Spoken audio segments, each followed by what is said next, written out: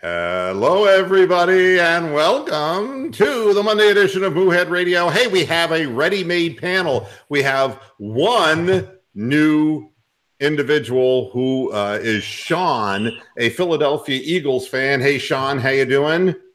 I'm doing good, man.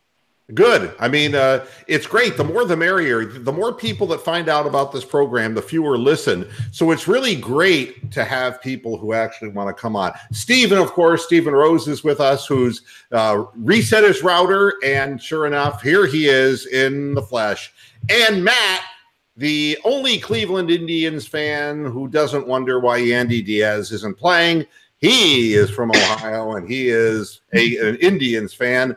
And who knows who else might join us in the course of the next however many minutes we decide to do this. How's everybody doing today? I'm doing okay, Mr. Moohead. Doing good. Good. I mean, everybody, well, I know the Eagles guy's doing good. I mean, you're like on a permanent morphine high. I mean, are you kidding me?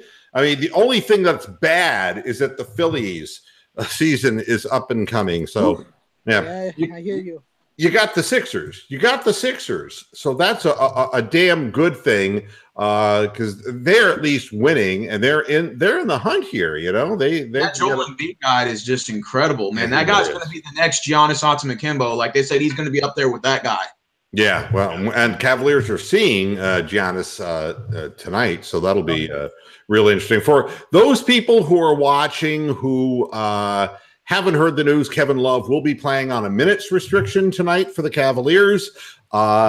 His hand is well enough to play limited minutes. Unfortunately, we've lost our head coach, who we still don't know what's wrong with him, except they came out with a statement saying that he was having chest pains and he was having lack of sleep, amongst other symptoms, and that batteries of tests had found nothing. Although I did talk to some people at Cleveland Clinic that they found an abnormal growth inside him that was oddly shaped like Dan Gilbert. Wow. You're not taking this seriously, folks. I don't know what's wrong with them. I really don't think that we are going to know either, but this has been something that I've been warning everybody about, and now he's taking a couple of weeks off. Now Larry Drew, he of the 15-67 record with the Milwaukee Bucks, he is our new acting head coach. Ooh. That'll be really fun to watch his rotations. If you like ties, now you wonder why Ty wasn't doing anything this year. It's because he was lacking REM sleep. I mean, this is what they do to torture prisoners, you know? They prevent you from sleeping. And this was the guy who was making the critical decisions in the game. And it was like, Ty, LeBron's been out there for 82 consecutive minutes. Ty. Yeah. Mr. Moohead, we got Bronk in the UK is joining us. I know Bronk is always he's a fixture. Introduce you to Sean from Philadelphia, Bronk. This is an Eagles fan. Oh yeah.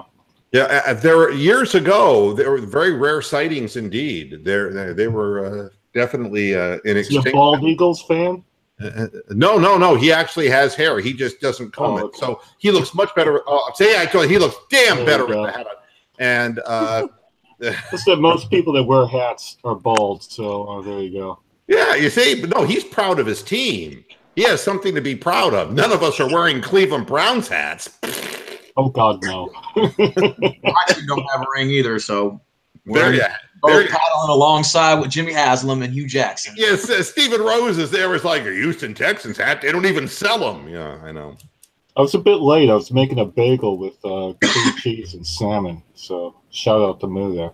Oh my goodness! Let me ask you a question. Since we got an Eagles fan on here, what did you miss out on more? The Wentz draft? I mean, the pick for potential Wentz or the pick for Watson, or would it have mattered?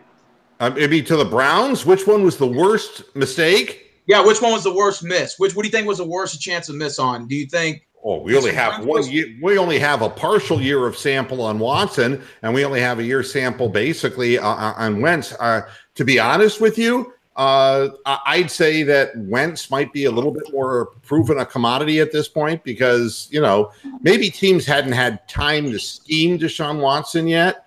Now, of course, it's going to be easier that he's in a wheelchair. Okay, look, I'm sorry. I shouldn't be in such a jovial mood. No, not at all. But it's hard to say which one is worse. But they're both egregious errors. Okay, they're both the kinds of mistakes that organizations don't recover from very quickly. So there you have that. I wanted to start out the program today before we got into whatever odd discussions. UMBC, which is the only NCAA. Do we have to talk about college basketball? College basketball. For a minute. Well, then get the fuck off here. No. This is my show, and I'll decide what we talk about. University of Maryland, they're up in bracket. I'll have Dickie V say, I'm going to tell you something, Stephen. I want to tell you something here. UMBC is the only college that sounds like a bank. Baby, let me tell you something. I thought I pulled into an ATM machine that said UMBC on it, and I thought it was college affiliated. And I'll tell you something else. They just built an $85 million arena at UMBC. It's bigger than the college is. Yeah, I mean, it's unbelievable. Wow. UMBC, that's all anyone wanted to talk about. UMBC. Is it UBMC or UMBC? Is it the United States Marine Corps? What, USMC? What is it? And the answer is, it was really nothing to get excited about. It's kind of like sex with the fat girl when you're drunk. Nothing to get excited about. We already knew they were going to lose the second round. It was just a one-round thing. We automatically knew they were going to lose to Kansas State. You know what we didn't know, Stephen? What we didn't know is that everybody was going to tune into that game and watch the worst fucking basketball game that I have ever seen. I have seen better high school games than that one. And I don't mean to whiz all over UMBC because UMBC athletics kept tweeting shit out. It's like, thanks everybody, for appreciating our run. And it's like, wait a minute. I'm getting a cramp in my hand.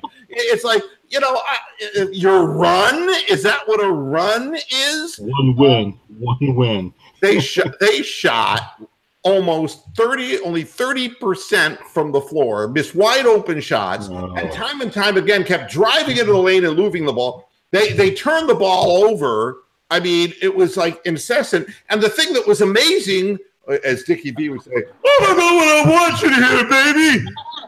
K-State, it's not like they're any better. I'd expect more from K-State because it's an actual college that graduates people. Well, kind of. They were both terrible. That was a horrible basketball game. And do you know that UMBC in the first half went 5 minutes without a basket, and in the second half 10 minutes? College basketball. That's fucking college basketball game. 15 minutes of a 40-minute game without scoring a field goal. I'm like, make it stop. I can't. You know what, Moo? You know why UMBC won that first game? I'll tell you why. It's because the Cavaliers never win without LeBron. Well, you've lost everybody in the chat room, too. I'll tell you what, that Michigan-Houston was a good game. Did you see Houston was up 2 with 3 seconds left, missed 2 free throws, and Michigan came down, shot a 3 at the buzzer, and won. Well, you missed the free throws, and you know what's coming next. But, I'm not done with UMBC yet because 15 out of 40 minutes, you don't score a field goal. And Dickie V is at home because Dickie V doesn't get to do the games.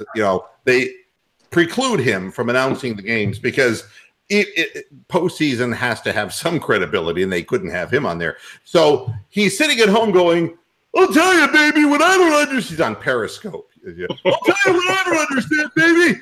They've got 15 minutes, 15 out of 40 minutes without scoring a field goal. And let me tell you something. Why is this fucking game still close? Imagine Dick Vitale calling the Browns games. How annoyed would you be? And Hugh Jackson's that coach. Yeah, it'd be like, oh, guess what happened? Kaiser threw another interception. What did we do? Get it, Hugh. How did we get real and put a real man out on the field? Yeah, I know. That's what Browns fans need. Is UMBC going to put up a banner that they beat the number 1 seeded team in the March Madness? That's their championship, right? Yeah. Oh, yeah. And they're going to reserve the jerseys. Yeah, they're going to hoist them to the rafters of their new $85 million building. And you want to know the funniest part? I'll tell you the most corrupt part of it all is that the first thing UMBC did after losing the game is we're going to offer a multi-year contract to the Coach Ross, because we know that he wants to move on to bigger and better things. You bet your ass he does. It's never going to get any better at UMBC. It's like, I came here thinking it was a bank. I thought I was going to be in an executive position for a bank, and they ended up giving me a basketball team. They're losing 3 of their players. All of them were supposed to be good. Grant, who my impression of Grant is shoving away people with his arm in front of referees and getting offensive fouls. And then the little guy, the dwarf, who I really thought that he had some kind of a congenital birth defect. And then the third guy was the guy who was supposed to be their big scorer. And I'm not finding his name in my memory because I've tried to put it out of my memory. Number 10. And he was supposed to be their big scorer, and he couldn't hit the broadside of a barn. All 3 of those guys are graduating. So I'd hate to think what they have coming back to UMBC. One of them won't be the head coach. I can tell you that right now, because he's going to move on to a real Division I program.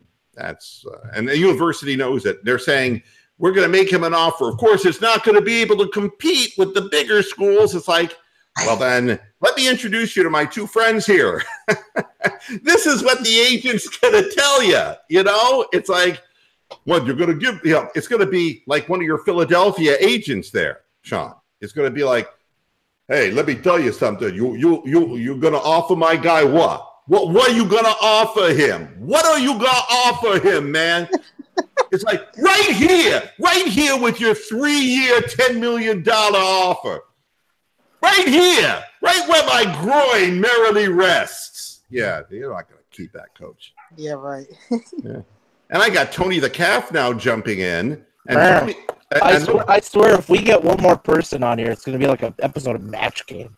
Well, I mean, there is Patty Squares, Corey Amsterdam, and I'll be Snowy Mitchell. Let's go. And I want to warn everybody that there is a weight limit in this Google Hangout. So between me and Moo, we're already pushing it. I know we're going over the edge as it is. I mean, but I'm slim and svelte comparatively, but I mean, still, yeah. So if you start noticing the screen tipping this way, just right your laptop and whoa! Somebody put Tony in the middle. We need a fulcrum. God, I love you guys. This is the reason I do this fucking program. I love you, everyone. Yeah, and then could you imagine Bruce Drennan? If you're not familiar, Sean, he's an announcer on Sports Time Ohio. It's like I was forced to watch. I was forced to watch the UMBC game. I thought I was going to be getting some kind of banking investment information, and it turned out to be this horrible game with Kansas State. I hate you, Cleveland. Yeah, it was worst game I ever saw. I mean, and you couldn't even cheer. It was like if UMBC pulled a second upset, who cared? Because K-State was so terrible. God, that was. But then the one shot that did go in, I couldn't believe the Loyola of Chicago. Okay. That shot twice, didn't they? 2 games in a row, didn't they? 2 games in a row. But the second one, that shot was not even on line. How did that bounce in the way it bounced twice and fell through the hoop? I mean, it's like unbelievable. Hey, you know what's more interesting than college basketball is Tony the Calf's cap collection he's got hanging on his wall. Why don't you scroll up and show some of them caps? Now that's more interesting than college basketball. Hey, Tony the Calf, let me ask you a question. You weren't in the video last 2 weeks ago or 2 episodes ago, but you were in the comment section justifying the Cousins deal in Minnesota over Case Keenum, who's a proven winner. I want to hear your theory or your logic behind that. I mean, I'm not making fun of you. I just want to hear why. I'll be glad to give it to you. I don't think Keenum is a proven winner. I think he had one good year with really good talent around him. As people in LA, St. Louis can tell you, Keenum is inconsistent. And I just wasn't ready to give Keenum that money over Kirk Cousins. Now, granted, you can say what you want about Kirk Cousins, how he's not really that good, but I think he's worth the money more than Keenum would be worth the money. And hey, we're in that position where we had to make upgrades. And what do you expect? You expect better than a 12-4 record, or what do you expect in this season in wins? I would be happy with 12-4. I mean, 11-5. You know, the Packers are going to get Rodgers back. They're going to get better. Well, it's getting there. What Tony's saying is it's getting into the playoffs. It's most important that he feels that he will have an advantage if his team gets to the playoffs with Kirk Cousins as opposed to Keenum. I think that would be his logic.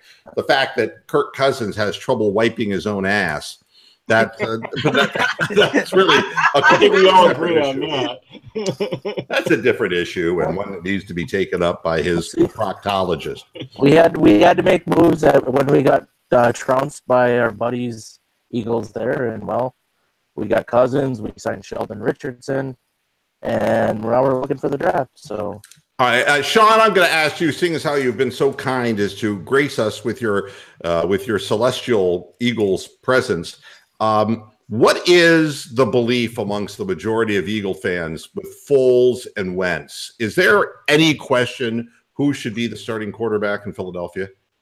There's no doubt. I think Wentz is our franchise quarterback. I think he will be the starter coming towards next season.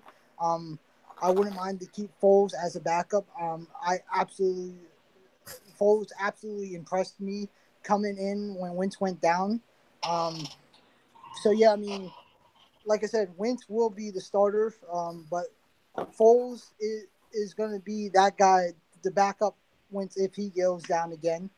What an insurance policy to have. I mean, the Cleveland Browns have had injured quarterbacks, multiple quarterbacks injured, and each guy down the line, it's really kind of a sad thing to say, but the first guy isn't good.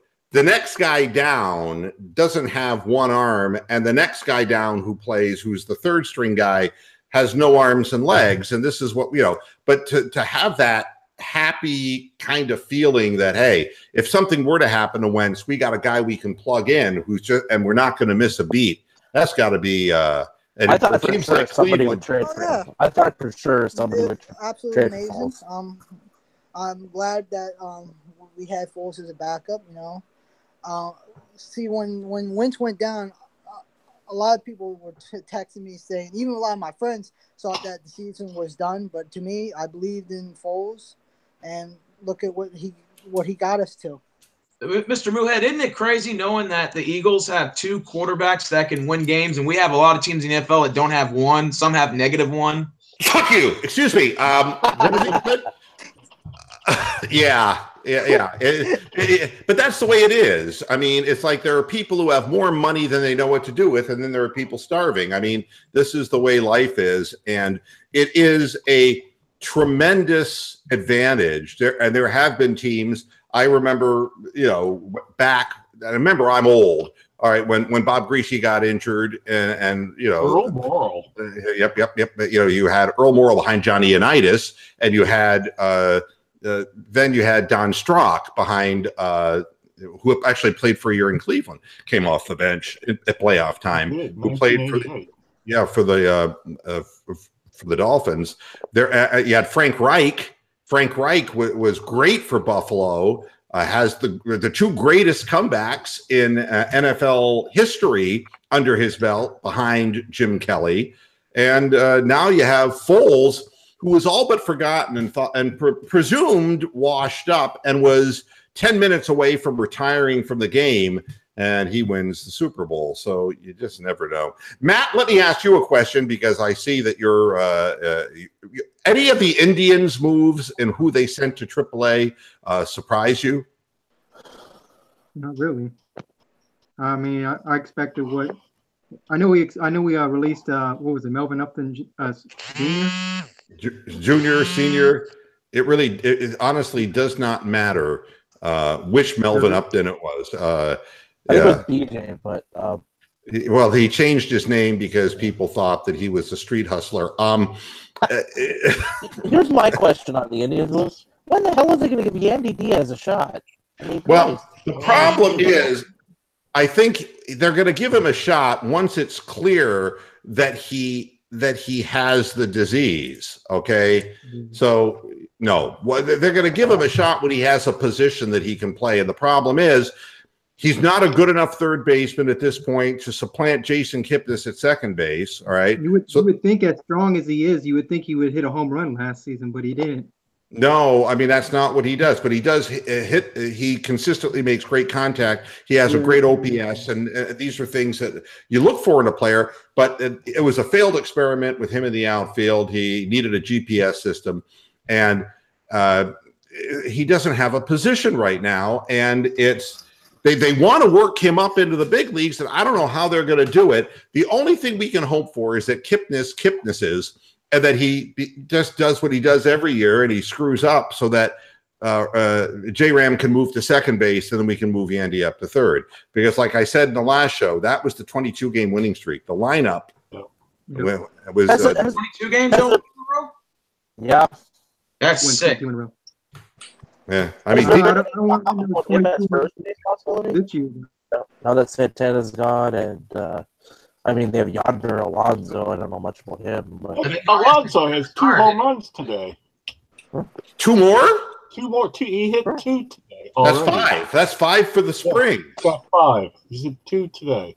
God, I'm getting hard just thinking about it. And I was pimping Alonso on the last episode of Moohead Radio. Yeah, so I mean, he's doing all right. I mean, but we, I feel bad for Yandy Diaz, but the thing that was his chance, he'll play in June and July. You know what the funniest thing was? People say that Tristan Thompson became complacent when they gave him money. Yes. But you look at the money that Tristan Thompson made, which was over $50 million, and maybe you'd become complacent.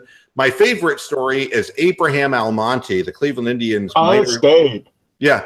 They guaranteed him $825,000, and he came into spring training 25 pounds overweight. That's my kind of guy.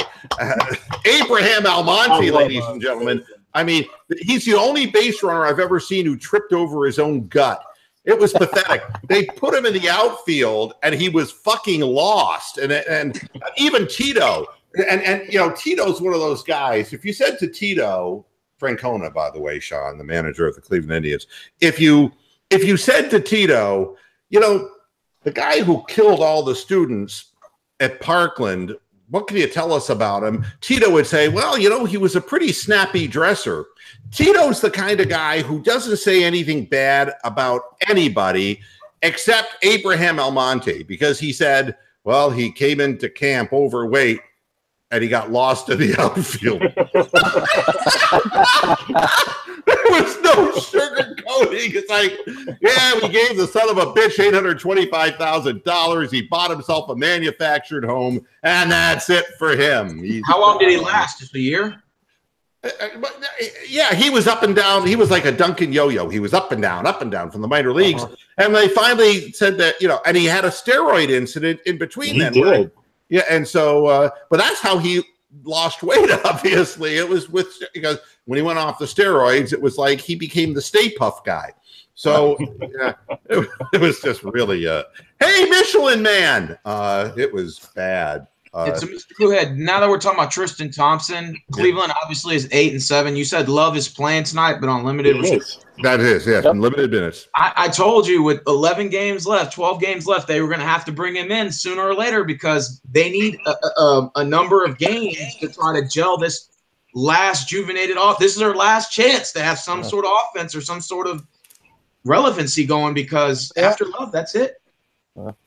Yeah, they've put him on masturbation restricted minutes too with the hand. So that hand injury. Yeah, lefty, lefty, you're not doing so good. Not doing so good here, lefty. But Kevin is going to play, but how much he's going to play, I don't know. The other thing is that Kyle Korver is questionable and a game time decision because it turns out his brother is gravely ill, which we feel badly about, but he's still nursing a bruised foot. And so they're not sure whether they're going to play Kyle Korver or not. The rest of the guys, Rodney Hood, day-to-day, Tristan Thompson, day-to-day, and Larry Nance Jr., day-to-day, but they're not playing tonight. So don't bet your money on Cleveland against the Bucks. Let's put it that way. Yeah, how is Ante Zizic going to guard Giannis? Apparently, he's the second coming of Shaq. So let's be fucking. Ante Zizic has been like awesome. He's shooting like 27 of 32 from the field because they're all dunks and layups. And he's trying his heart out. He's trying his heart out. And hey, give him credit. The guy's, he's in there doing the best he can. The Cavaliers had all the trouble in the world just beating the Bulls. And the Bulls were trying to lose. I mean, Darnell Valentine was throwing the ball in from 35 feet, and he was trying to miss, and they were going in. I mean, didn't they set Marketing and Chris Duhon out and all of them? They sat like three starters out. Yeah. Marketing was sitting. Zach LaVine and Chris Dunn and they were trying to tank, and it was like the UMBC K-State game. It's like, wouldn't you win already? And the Cavaliers going, we're trying. Really bad. I think the Cavs, when they go to the playoffs, I think they'll be out second round, I think. Yeah, the Cavs.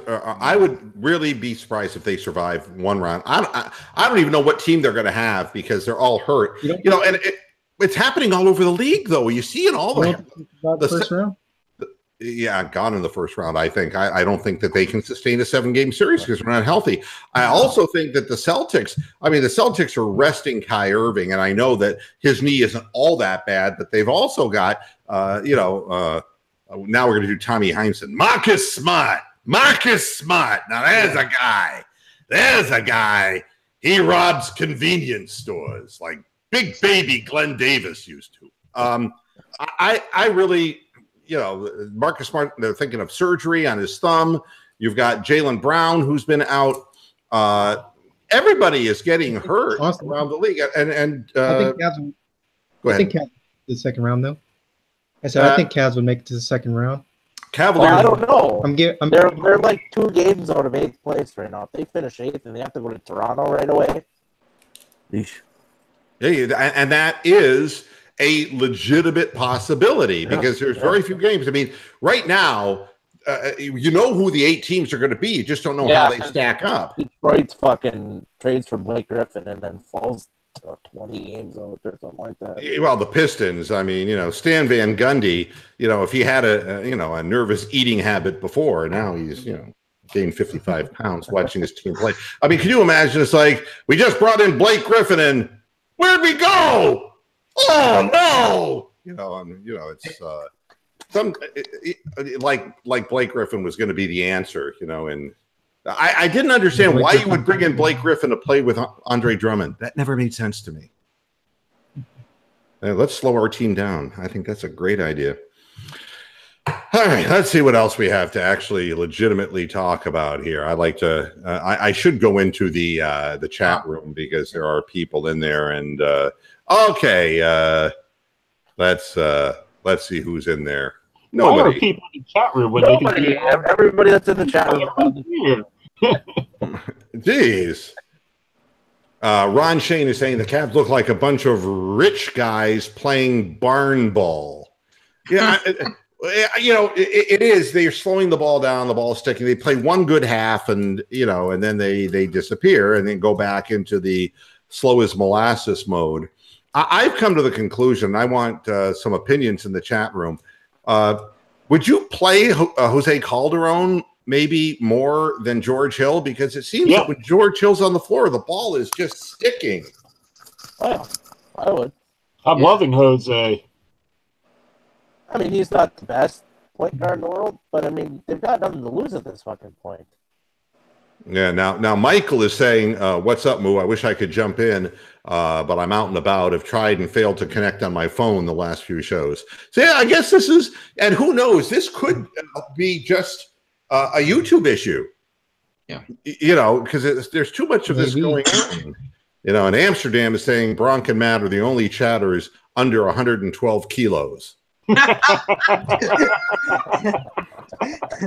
That's absolutely right. God. It's Moohead Radio. We're heifers. Leave it go. My God, people are just such little pussies. They just... Hey, Mr. Moohead, if LeBron James was to go to Philly just to kind of entertain the Eagles fan here, what would you expect? Here we go. Go to the finals? You mean if he were a tight end for the Eagles? No, no, I said if LeBron went to the Sixers next year. If he went to the Sixers, would the 76ers be a contender? If they make the finals in the East? I think that LeBron would have to have a psychological evaluation. That would be the first thing that would have, they do a physical usually, but they would have to check him for psychological damage. I don't know. I honestly don't think that with LeBron, there's enough in Philadelphia to make a deep, deep playoff run. I like what they've done compared to where they were, but if you still look at the pieces and you look at where they're at in the standings, the 76ers are doing like the Bucks are doing, and it's like each team gets hot. Like the Heat got hot, then the Heat started losing. The 76ers got hot, and then they started losing. The Bucks, the same thing. And now it's the Indiana Pacers that got hot, and they will start losing. And so everybody is just kind of hovering at around that same winning percentage. I don't see LeBron joining a team where he doesn't mean a deep, deep playoff run. I see LeBron joining a team where there's already pieces in place and he can be the thing that throws them over the top. So it's inevitable he has to go west then. He has to go to a Western Conference team, if that makes sense. That's what the Village people think. Unless he stays in Cleveland. Yeah. The thing about going west, though, is all that competition having to go up against the Warriors. You could fucking the Spurs, who are always staying in the East makes sense to me, but I don't know how the Celtics are going to get him. But the league probably wants that, because I think what the league is finding out is that you got two really good young players in Jaylen Brown and Tatum. Those two guys are good young players, but they can't yet be counted on because they're so young.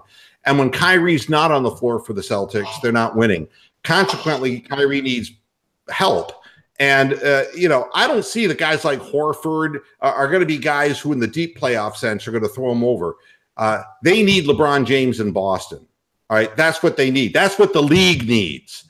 Because I don't know that any of these other teams, you look at the Milwaukee Bucks, they've got Giannis, yeah, but I mean, as long as Chris Middleton is playing every other game, shooting well, shooting lousy, shooting, and you look at his cohorts on that team, and it's like, he's got Brogdon, he's got a couple of guys, but it's not nothing. Or Baker, what's his name, a Maker or whatever, or Baker. I mean, he's okay, but like you said, they're just a hot and cold. They're just like typical, like just win 2 games, lose 2 games, win 2 games, lose 2 games. They're Forrest Gump's box of chocolates. You never know what you get. That's the Milwaukee Bucks. And I don't think LeBron James is going to sit there and say, I'm going to take that next big jump with Chris Middleton. I don't see that happening. So if it's going to be in the East, somehow it's got to be Boston. And I don't know how, but the league does manage to get it done. I don't know if you saw Alvin Gentry's rant against the referees. Yeah. Oh, that was like... It was like Alvin Gentry is like Old Man River. He just keeps rolling along. But he never says anything. He never makes waves. He finally got sick of it, man. Yeah. He goes, I watched this all year. He goes, and the refereeing is horrible. This is not the same league that it used to be. And it's like, you're right, man. It's the league that the league wants. James Harden could be throwing up a 3 last time I watched it against the Timberwolves. Jeff Teague was 2 feet from James Harden. He flailed his arms, and they called a 3-point foul. And it's like, he didn't even touch him. I agree. Yeah. And I noticed now that the Timberwolves are a game out of 9th place. Yep. We lost Jimmy Butler. That hurt. Derrick Rose. No, this is the Derrick Rose curse. There's only one thing that could be worse than Derrick Rose coming to your team. Staying on your team. No. It's Derrick Rose coming to your team, but fucking a Kardashian before he arrived. That's the only thing that could be worse. That'd probably be an improvement if he was doing God that. almighty.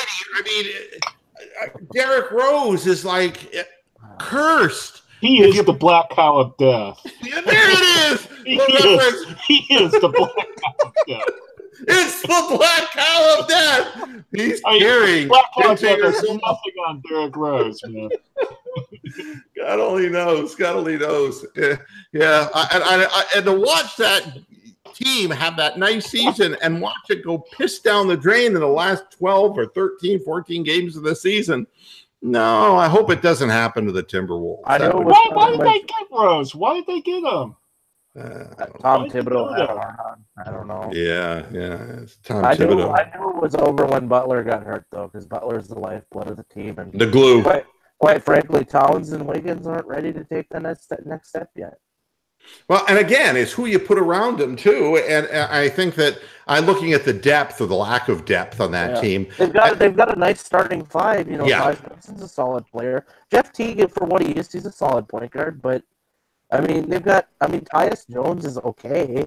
But they've got nobody off the bench. Yeah, the other 20 minutes of the game, you got a problem. And you got a big Jamal minus. Crawford is 39 years old and jacking up 24 shots a game. And that's what Jordan Clarkson aspires to be. That's the scary thing, is that Jordan Clarkson wants to be Jamal Crawford. And it's like, God almighty, there's not a shot these guys see that they don't like. But I hate to see a team like Minnesota that really should be in the playoffs. I hope they don't lose it in the end. Mr. Moohead, just to entertain, Matt Ogden is a Miami Heat fan. I'm just curious, do you possibly see Miami Heat with the addition of Dwayne Wade and Hassan Whiteside and all the other guys they got on their team? Do you think they could pull a first-round upset over Toronto, or you don't see that happening? I don't see that happening. And again, this talk about Dwayne Wade is just like the talk about Isaiah Thomas. So that you understand, Isaiah Thomas, when he was with the Cavaliers, was shooting 37% from the floor. Since he's joined the Lakers, he's shooting 37% from the floor. And if you look at what he was shooting with the Cavaliers from three, it was 33%. And if you look at what he's shooting for three from the Lakers, it's 22%. He's actually gotten worse. If you look at Dwayne Wade, Wade was shooting 45% from the field with the Cavaliers, and he's down now to about 43% with the Miami Heat. And he has lost 10% off an already questionable long ball from 32 to 22%. Wow. Consequently, Dwayne Wade is not an addition that is going to help them in any real meaningful way. But I think that there's going to be upsets because so many of these teams, really, especially in the West, 3 through 8. No, I mean in the East. What separates? The Wizards will find a way to choke. Okay. The Pacers are finding a way to overachieve. Yep. But you don't know how much longer that's going to last. And the other teams just get hot, get cold, get hot, get cold. And the Cavaliers aren't healthy and have had no mojo whatsoever.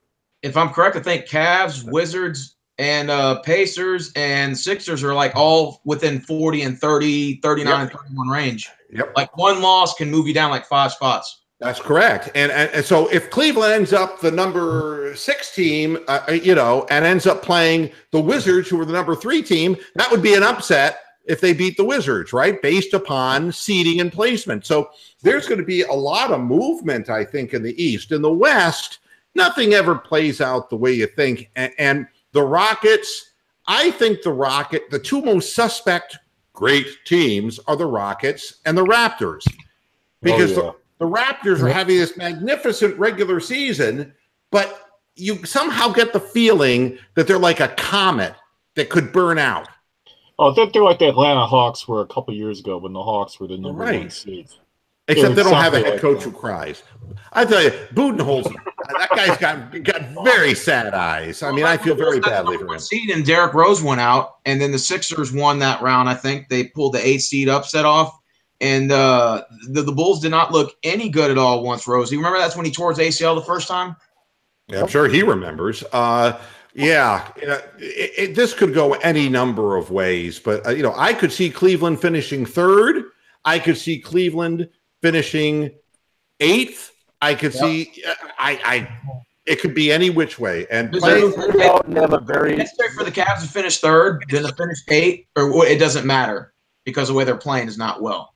Yeah, well, but again, they have guys. You talk about the Raptors bench. The Raptors bench has been the strength of the team. They're 1 through 10, right? They're playing 10 men strong. But those back 5 men, they've never really played in the playoffs. And their 2 big guys, DeRozan and Lowry, have failed in the playoffs consistently in their careers. So I wouldn't make them such a favorite coming out of the East, despite their regular season record. I think Boston is going to come in healthy, and I think Boston is legitimately the best team in the East as far as the way they're coached and the system that they're capable of playing. But they also have a problem shooting the ball. They have offensive woes, and that can, that hurts less in the playoffs. They're a good defensive team, and that's what's probably going to get them over the hurdle. The Cavaliers are the worst defensive team, and that's what's going to kill them in the playoffs, is they can't stop anyone. Yeah. Wow. Mr. Moohead, are you shocked to see the Indiana Pacers where they're at, considering they lost Paul George, and you thought with Oladipo this is a rebuilding team? I'm shocked that they're in Indiana. I really am. I'm shocked that any professional team could be allowed to do business in that state. So, yes, I'm very surprised. A bunch of Bible-banging, conservative, right-wing gun-toter. No, I'm not going there. No, am I surprised? Yeah. But you know something? When you have something like we have in the East, it's chemistry, isn't it? I mean, nobody is so talented with all these injuries that the Cleveland Cavaliers are having, and with losing Kyrie Irving, their talent advantage went away. It dissipated. I can't help but think that, it's going to be a chemistry issue. And I think right now the Indiana Pacers have really good chemistry.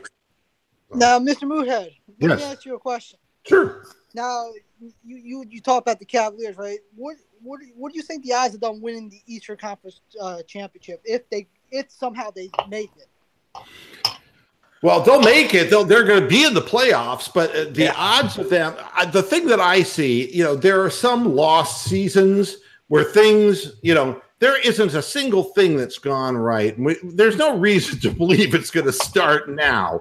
I mean, we've had nothing but injuries. Now our head coach is dying, or who knows what the situation is with Ty Lue. We've got a situation where Kevin Love's been gone. We traded Kyrie Irving. Then we had to get rid of the bench that we assembled and try to put in younger guys. And they're guys who played for the Lakers and lost their whole careers. There's been no time to establish chemistry. There's this specter of LeBron James leaving the Cleveland Cavaliers that's hanging over the organization. The odds are really against Cleveland making a deep playoff run. I think they're going to leave Cleveland. I can't. You're breaking up, Matt. Say again. I said I think that is going to happen. LeBron is going to leave Cleveland. Well, I think that it pretty well. I mean, at this point, what's he going to stay for? I mean, it's like, so LeBron, what made you stay in Cleveland? Oh, I really wanted to stick around to see Ante Zizic develop. I mean, Big Z, man. I don't think so. Yeah. Oh, Big Z, man. Maybe we should talk a little Cleveland Browns. Hey, I got talk for you. Talk about the Jets trading up for the 3rd pick. Oh yeah, thank you. Somebody's paying attention to what I wrote on my page. Now let's Thank talk you. football. All right, so let's go to the panel for this. You don't need to hear my big mouth. What do you each of you? And we're going to go in a certain order here. We're gonna all right. We're gonna let weight carry the day. So Tony, you go first. The Jets trading up to 3. How is it going to substantively change the Cleveland Browns draft? What do you think? Well, here's this. I think the Browns are set on Darnold at 1, which I think is the biggest mistake ever. I think they need to go Rosen. But at the same time, I really think they should just say fucking go for Barkley. I know they love Carlos Hyde. But, I mean, so I think Darnold goes 1. They're going to get Josh Rosen. They signed Teddy Bridgewater for $500,000 guaranteed, so he's not even guaranteed to make the fucking opening day roster. They have McCown, and they're going to have the pick of the quarterbacks because, if Cleveland doesn't go Barkley, that means Pat Shurmur is going to be frothing at the mouth to get Saquon Barkley next to Eli Manning. Yeah. So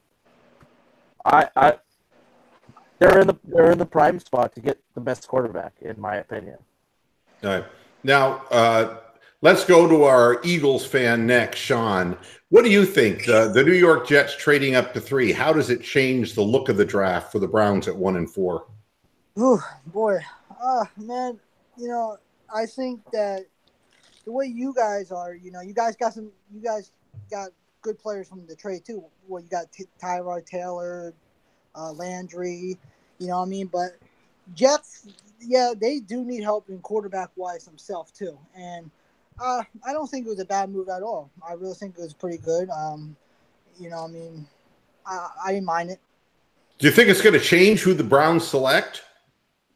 I mean, looking at it realistically, for sure, they're moving up in the draft to choose a quarterback. And if the Browns were looking to go a Barkley 1 and get their favorite quarterback at 4, now that's going to change the odds of that favorite quarterback being there at 4. And the question is, will Barkley be there at 4? I think the only depends, man. I think depends.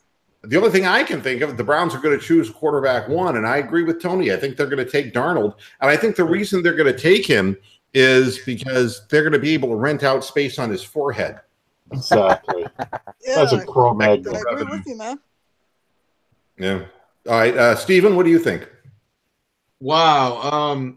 Well, first of all, if you're not going to draft Saquon Barkley, if they've already come to that decision, if they already made a profound decision subconsciously in their minds, wherever that is, for Jimmy Haslam, and he says, I'm not drafting Saquon Barkley, then I would have to assume they should consider trading that number 1 to number 2 and maybe getting an extra pick in the next round or next year or something, and then drop down and then see what they can, get from there. Because if you're going to get a quarterback, why go with the first pick when you got 5 choices? So just trade down to number 2 from the Giants, take an extra pick, and then draft a quarterback. Man, if they traded number 1, that city's going to burn. Well, I think the city's going to burn anyway, because if you select the wrong guy at number 1, the city's going to burn. And that's been the problem historically with the Cleveland Browns. Matt, do you have you're not a Browns fan. You don't even care. Neither am I. Tell you the cast not a Browns fan. Bronk, what do you think?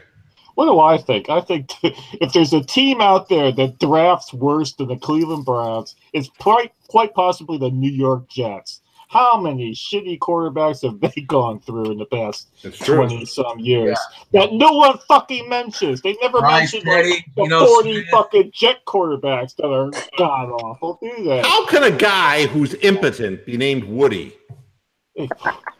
Oh, he's the ambassador to Great Britain now, old Woody Johnson. Woody Johnson, yeah, give me a break. His Johnson hasn't been Woody in decades. Anyway, I think if I were the Browns, I'd draft Barkley 1 and trade out of the number 4 pick to some idiot team that wants to draft Darnold or Mayfield, and then get 2 picks in the first round. Maybe draft some crap quarterback at 22 like we always do and get an offensive lineman or another wide receiver. Why am I reading so much on online that the Giants would consider a quarterback at 2? What's the I don't understand that at all. Unless they're giving up on Eli Manning. Guys only got a year or 2 left anyway. Well, I mean, that's it. But they have given Eli Manning a starting position. And, it would be hard for me to believe that they brought in Nate Solder at the price that they paid him, which was a king's ransom. And to draft a player who's not going to play when you are trying to salvage your old quarterback, you've got to bring in some offensive help. The fact that Barkley can receive as well as he does run, it would be hard for me to believe they pass up on him. But I'm reading it on, on the internet. They're saying, they're just as likely to go for a quarterback. And I was like, I don't see how that's possible. Oh, this is all fake news. And the amount of shit that comes out every single year at draft time, that's like just total rubbish. I mean, it is, but it's teams playing evasiveness too. I mean, it's kind of like, I love Dorsey. Dorsey's like, well, the number 4 pick's in play, it's like, offer me your daughter and your wife and you can have it, it's anything that will divert, and they're never going to, he's a poker player. He's not going to divulge or give you any clue or hint as to who he might select with those picks. So it was up for play. The Jets were interested in going to number 1, which, and that's the thing that I wanted to respond to you on, Sean. You asked the question, and finding out that the Jets were trying to negotiate with the Browns for the number 1 pick means they have a specific quarterback in mind. They do. There is one guy that they want above and beyond the others, because you wouldn't be talking with the team that has the 1 if you were interested in a couple, knowing that you could move up below that and still get the guy. So I think it's Josh Rosen. But even though they've moved up to 3, it still doesn't assure. What if the Browns get the quarterback that the Jets want? Wow. This is what makes me wonder about Woody Johnson. I mean, to me, you're all in or you're all out. If there's a guy that you're positive that you want, unless you have a spy in the Browns draft room, wouldn't be hard. Oh, no, it wouldn't be. Do you remember a couple years ago when they actually had a picture of their draft on the line behind them? They did? They did. They did. Yeah. I think that was Pat Shurmur, wasn't it? Pat Shurmur, yeah, the kumquat, the human vegetable. Yeah. His whole draft board live? Yeah. Oh, yeah. Yeah. I mean, people just reading off going, well, thank you. Thank you. We'll pick him now. I mean, they're really fucking stupid. But, I mean, the Jets, unless they're going to read the minds of the Cleveland Browns, they're not assured of getting what they want. And that's what makes me puzzled about moving up to 3. It's like there must be a consensus amongst people that the Browns want Darnold. That's the only thing I can think of, because even Woody is smart enough not to go in that direction. Mr. Moohead, are you going to be excited about drafting Sam Darnold with that Frankenstein face he makes? No. I've got nightmares about it. I mean, yeah. I'll tell you exactly what Darnold's upside is. Darnold's upside is Brady fucking Quinn. Let's not draft Darnold. That's only as good as he. You know what Darnold's face is, Steven? Have you seen his face when he throws a pick? He goes, yeah, well, it's what you'd expect to see if Jason got the hockey mask off. That's what the fucking face is. I mean, my God, it's like a horrific, terrifying thing. Children will be removed from the stadium if he takes his helmet off. He's not going to be the face of the team, man. He's not going to be the face. You remember the old bitter beer face commercials where they would drink the beer, his face would deform? That's how his face looks like when he makes that face. Somebody brings their 6-year-old kid, little Timmy, into the stadium, and it's like, look away, little Timmy. I've been Skyped for life. I just saw Darnold's face. Oh, my God. Remember what I told you? I said line up Darnold next to Kaiser. You got Kaiser going, and then you got him going. Imagine that. 0-16. Now I saw his face. Now I'm a believer. Oh, my God. I'm never going to sleep again. Kaiser and Darnold. That's 0-16 automatic. Oh, my God. Kaiser and Darnold would have a scare-off to see how many kids they can scare off. Who can scare off the most kids? Yeah, I mean, they're going to sell Darnold masks for Halloween. It's going to be like a fucking promotion, you know? I want to see your reaction, Mr. Moohead, when they draft Darnold. You should do a live reaction there. I want to see. I will. I mean, it's just like the halftime and postgame shows. If you want to see Mr. Moohead go off on a wild, crazy tangent, you know, I have to come up with a nickname for him, though. You know, I've come up with some of the greatest nicknames in the history. What? Lurch. Lurch. Oh, Lurch. That's Willis, the pitching coach for the Indians. No, that's Sasquatch. Well, he had multiple. Right. Until I got it right. When if they draft Sam Darnold, imagine the press conference the following day. You got Hugh Jackson with his rat face. You got Mr. Haslam with his county jail suit on, and you got Darnold like at the press conference. God. Yeah. The only thing that's better is here we go. Nobody knows my name, but hi, this is Joe Banner. You probably know me, Sean, because I spent a little bit of time in Philadelphia. I'll tell you, I think that's the cheesesteak I just ate. Yeah. Where did you go? Only Luke's? Joe Banner is like my favorite guy in the world. We've had so many great faces in Cleveland. Then we had Pat Shermer, who's like Mr. Lobotomy. I mean, yeah, we've had them all. All right. Well, it's 3 minutes before 7 o'clock. I'm going to get out of here because I got to watch the Cavaliers play. So Al Korver is playing tonight, by the way. What? Al Korver is playing and starting.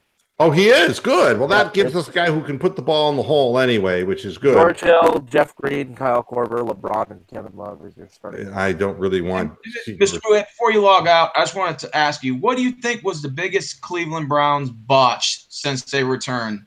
I can't remember the player's name. Was it Rude that threw his helmet on the field against Dwayne Rudd? Dwayne Rudd.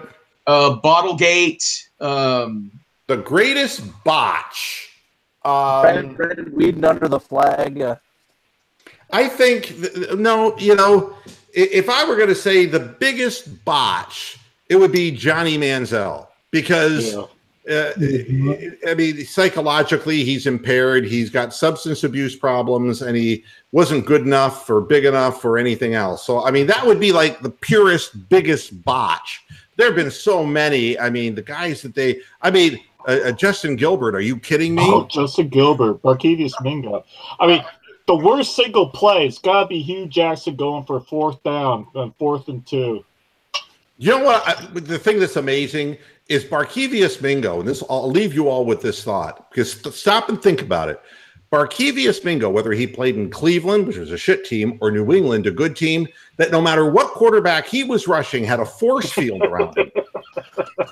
And Mingo would just bounce off. I mean, he would be deflected. I mean, he'd have a clear path to the quarterback, and boing, he would just go off in another direction. A fucking force field. It's like antimatter, you just like can't collide into him. I swear to God, it's like Star Wars, baby. He's got some kind of a force field in front of him. Hey, Mr. Moohead, who was that y'all drafted in 2006, and he didn't even last one day on the Browns? He was the first day in training camp, and he tore his ACL. And we never saw him after that. That was a free agent. That was free agent, and that was your mate with Charles Bentley. Yeah, Charles Bentley. Yeah, I felt bad for Ohio State University guy or New Orleans State. Yeah, he lasted one play in training day. It was a first scrimmage. Couldn't have happened to a nicer guy too. Oh yeah, he's a piece of shit. Yeah. My favorite injury's got to be Gary Baxter. Oh, Gary Baxter. We're taking a stroll down memory lane here. Hey, who was the guy that threw his helmet off against the Kansas City Chiefs, though, and ruined that? Because the game was over. Oh, you're bitter about that. Oh, yeah. The Dwayne Rudd thing was just like so Browns. I mean, it was like, oh, my God. It's like, the game's still going. The only thing I saw worse than that was the kid in high school. There was a kid playing in the state championship of high school, and the clock was running down, and the other team had no timeouts. He went back to throw, and he scrambled to scramble the clock out. And when the clock expired, he threw the ball up in the air, and ran off the field, but the play was still live. The other team picked up the ball and ran it into the end zone, and his team lost. Wow. And you know what I thought to myself? I thought to myself, that kid has to leave that town now.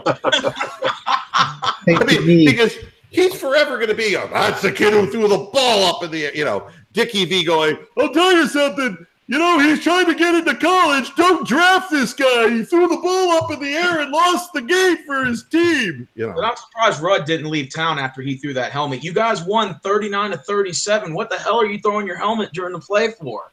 I don't know. Because he wanted everyone to see that it was he who made the play. I mean, God only knows. It's like God puts these thoughts into people's minds, but only when they're in Cleveland. I mean, it's peculiar.